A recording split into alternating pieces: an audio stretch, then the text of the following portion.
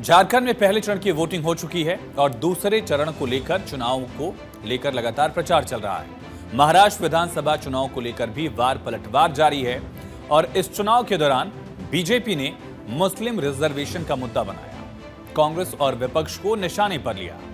आज एक बार फिर से अमित शाह ने मुस्लिम रिजर्वेशन के मुद्दे को लेकर कांग्रेस पर हमला बोला है।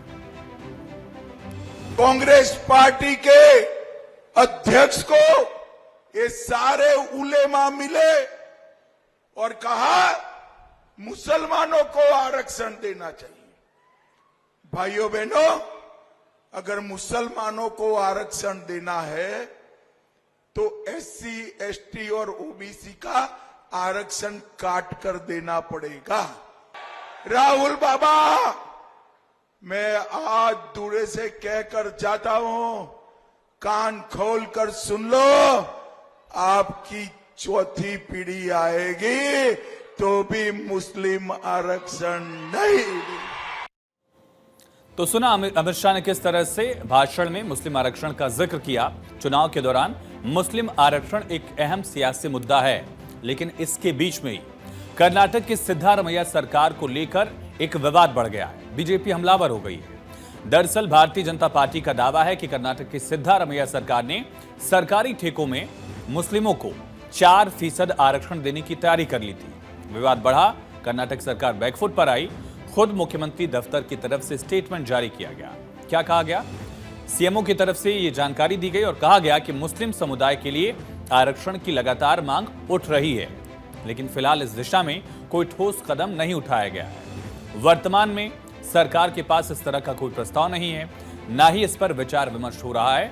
एक तरह से स्पष्टीकरण मुख्यमंत्री दफ्तर की तरफ से आया, भले खंडन कर दिया गया हो, लेकिन बीजेपी ने कुछ डॉक्यूमेंट्स जारी किए और इन डॉक्यूमेंट्स की अगर माने तो कुछ और कहानी यहां दिखती है। वैसे डॉक्यूमेंट कन्नड़ भाषा में है। इस कर्नाटक विधानसभा के नेता प्रतिपक्ष आर अशोक और बीजेपी विधायक बासन गौड़ा पाटिल यत्नाल ने इसे सोशल मीडिया एक्स पर शेयर भी किया है, पोस्ट किया। देख रहे हैं आप, कन्नड़ भाषा में है।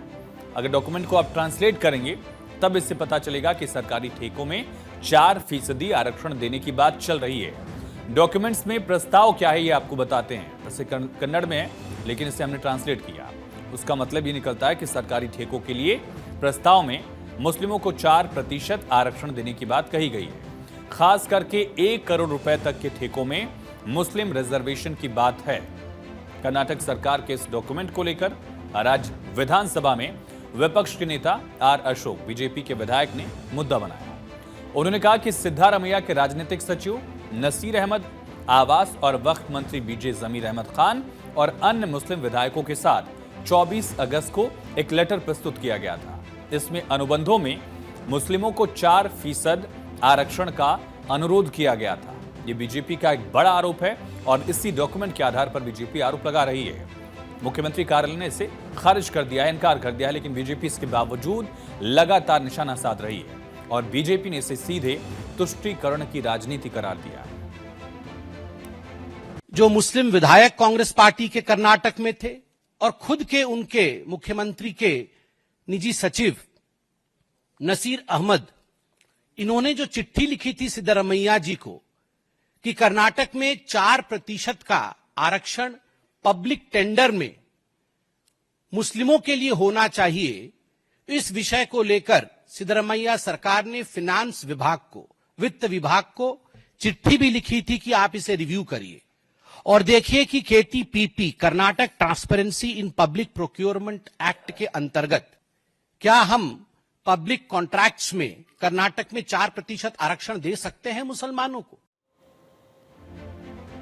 कर्नाटक में सिविल कार्य अनुबंधों के लिए आरक्षण प्रणाली है, यानी सरकारी ठेके में रिजर्वेशन की व्यवस्था है पहले से ही वहां। और इस व्यवस्था के तहत एससी एसटी के लिए 24%, ओबीसी श्रेणी 1 के लिए ठेकेदारों के लिए 4% और ओबीसी श्रेणी 2A ठेकेदारों के लिए 15% शामिल है आरक्षण। ओबीसी को 2 कैटेगरी में बांटा गया है। इससे कुल आरक्षण हो जाता है 43% और श्रेणी 2B के तहत मुसलमानों के लिए 4% कोटा जोड़ने से आरक्षण 43 से बढ़कर 47% हो जाएगा।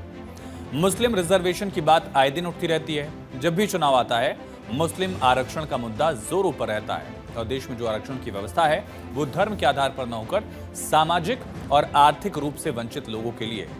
लेकिन संविधान में एक जगह ऐसी व्यवस्था दी गई है, जिसके बाद देश के कई राज्य मुस्लिम आरक्षण की व्यवस्था अपने अपने राज्यों में इसी हिसाब से लेकर आते हैं। संविधान के आर्टिकल 16(4) में अनुच्छेद 16(4) के तहत आरक्षण देने की व्यवस्था राज्यों को दी गई है और इसी को हथियार बनाकर राज्य सरकारें खेल करती हैं। ऐसे में आपको बताते हैं कि किस राज्य में कितना मुस्लिम आरक्षण दिया गया है, ये समझिए।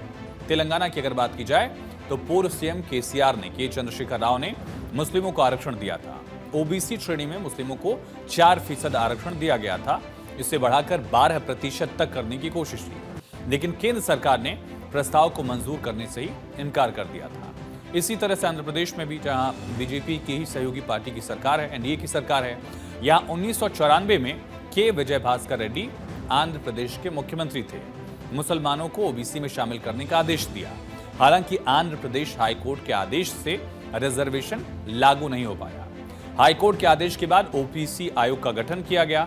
ओबीसी में मुसलमानों को शामिल करने पर विचार करने को कहा गया और फिर 2004 में आई आंध्र प्रदेश में कांग्रेस की सरकार। कांग्रेस सरकार ने 56 दिन के अंदर मुसलमानों को 5% आरक्षण दिया। हाईकोर्ट ने फिर से आदेश को गैर संवैधानिक बताया और आरक्षण खारिज कर दिया, क्वेश कर दिया। 2005 में फिर सरकार अध्यादेश ले आई। अध्यादेश के जरिए 5% आरक्षण फिर दिया गया। 2007 में कांग्रेस की ही सरकार ने आरक्षण को 4% किया। हालांकि आंध्र प्रदेश में लागू इस कोटे पर सुप्रीम कोर्ट ने रोक लगा दी। इसी तरह से है दक्षिण का ही एक और राज्य तमिलनाडु। तमिलनाडु में भी धर्म के आधार पर रिजर्वेशन की आरक्षण की व्यवस्था है। मुस्लिमों और ईसाइयों को 3.5% आरक्षण दिया गया है। ओबीसी के तहत ही मुस्लिमों को, ईसाइयों को आरक्षण दिया जाता है। फिर कर्नाटक की बात भी जरूरी हो जाएगी।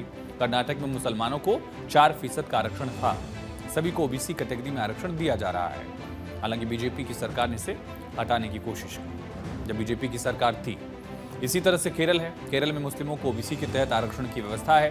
पहले 10% और अब बढ़ाकर 12% इसे कर दिया गया है। 20 नवंबर को वोटिंग होगी महाराष्ट्र में भी और झारखंड के सेकेंड फेज में भी। तब तक मुस्लिम आरक्षण का मुद्दा अब गर्म रहेगा।